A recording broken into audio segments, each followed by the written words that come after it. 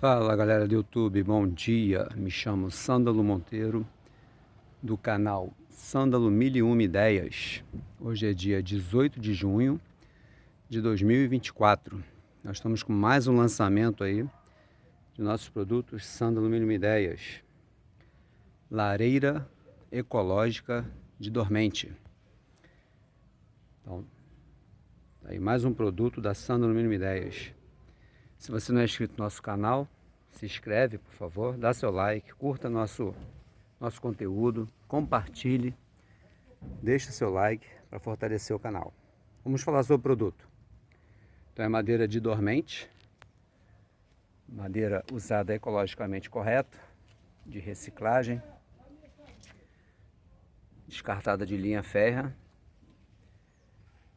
Esse modelo aqui, ele tem 87 centímetros de comprimento, 24 de largura, 17 de altura. Vai com alça de alumínio, rodinha de silicone. Tem um vidro aqui para proteger do fogo. Então a capacidade do queimador é de 1 litro. Sendo que você não pode pôr 1 litro aqui dentro, tem que pôr 700 ml no máximo, tem que ficar aqui na altura dessa lâmina de vidro, né? Essa esponjinha que vai aqui dentro. Você vai molhar o bico aqui com essa espátula, molha o biquinho no álcool, no etanol, combustível de posto mesmo. Bota o fogo aqui na pontinha e só fazer assim, ó, que aí vai fazer o queimador. Para apagar o fogo, basta você colocar essa tampa aqui em cima e pronto. Desde o momento que você tirou o oxigênio, você acabou com o fogo. Deixe ele tampado por alguns minutos e depois você confirma se o fogo realmente apagou, para que não haja acidente dentro do seu lar, ok? É recomendado a lareira ficar numa distância, se você for colocar em uma sala, num quarto, recomenda-se uma distância de 3 metros de distância de qualquer tipo de produtos que venha a ser um sofá, um guarda-roupa. Recomendo, se você tem crianças novas, evitar que fique próximo a crianças, ok?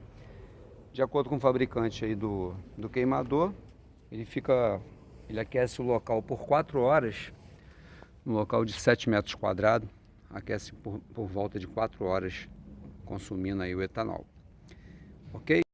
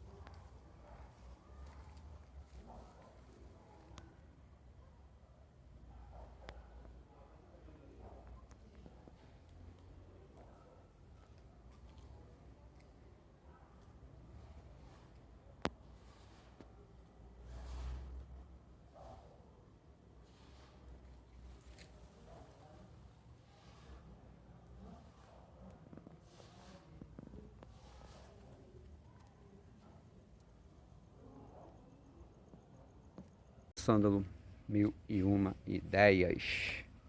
Lareira de dormente.